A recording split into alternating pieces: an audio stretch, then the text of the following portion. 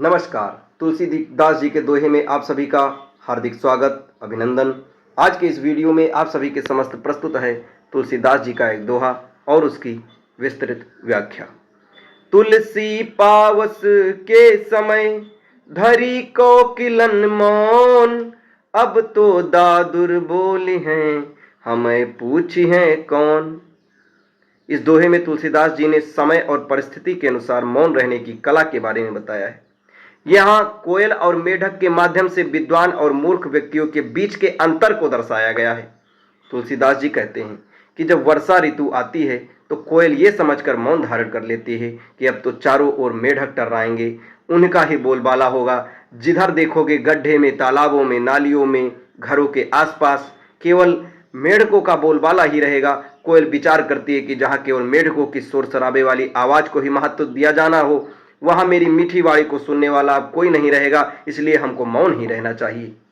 इस दोहे का गहरा आध्यात्मिक और सामाजिक संदेश यह है कि जब किसी स्थान या सभा में गुणहीन लोगों का बोलबाला हो जाए, और यह संदेश कि जब किसी स्थान या सभा में केवल ज्यादा लोगों का ही बातों को माना जाए, उनको ही देखा जाए, तो वहां गुणवान और ज्ञानी व्यक्ति को चुप होकर श्रेयस्कर होना चाहिए।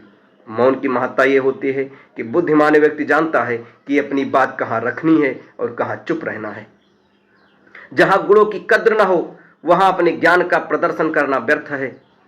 व्यक्ति को समय की नब्ज पहचाननी चाहिए।